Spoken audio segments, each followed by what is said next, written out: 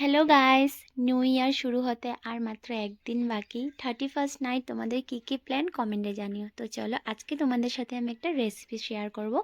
এগুলো হলো রহর ডাল, কাঁচা রহর ডাল। দেখো আমাদের বাড়ির, আমার শ্বশুর বাড়ির। তো আমার বর বসে বসে সমস্ত কিছু বিচিগুলো বের করে নিচ্ছিল। এগুলো হলো আমার ঘরের পিছন দিকে ছিল। সামনের গাছটা তো বান্দরের জন্য একটাও খেতে পারিনি। তো বর কী করেছে, বান্দর খাওয়ার আগে ও সমস্ত কিছু স্কুল থেকে এসে পেরে নিয়েছে। তো এখন দেখো ছুলে নিয়েছিল।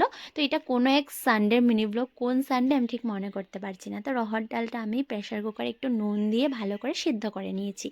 তারপর কড়াইয়ের মধ্যে সর্ষের তেল দিয়ে তেলটা গরম হওয়ার পর পেঁয়াজ একটু কুচি কুচি করে দিয়ে দিলাম। তারপর আদা রসুন পেঁয়াজ আর কাঁচা লঙ্কা একটা পেস্ট করে তেলের মধ্যে দিয়ে দিলাম। তারপর সিদ্ধ করে রাখা রহর ডালটা দিয়ে দিলাম। আমি প্রথমবার এই কাঁচা রহর ডালটা খাচ্ছি, তোমরাও কি খেয়েছো আগে কমেন্টে জানিও।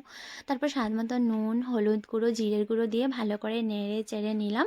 আর ঝালটা একটু কম দিয়েছি যেহেতু আমার সোনা পাপাও খাবে, তো তার জন্য। এটা না কোনো এক সানডের মিনি ব্লগ, মানে সকালের ব্রেকফাস্ট ছিল, কিন্তু আমি এতদিন ব্লগটা আপলোড করতেই ভুলে গেছি।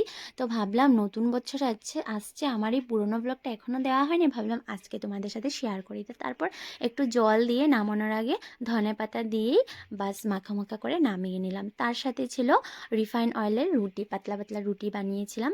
তো রহর ডালের রেসিপি ডান, এবার গ্যাস অফ করে দিলাম। তারপর আমরা তিনজন মিলে ম্যাট পেতে ব্রেকফাস্টটা করতে বসে গিয়েছিলাম। রহর ডালটা যেমন বেবিদের জন্য ভালো, পাতাটাও খুব উপকারী, লিভার ওষুধের কাম করে। তো এই ছিল এক রবিবারের সুন্দর একটা মিনি ব্লগ। ভালো লাগলে ফলো করে দিও। বাই সবাইকে।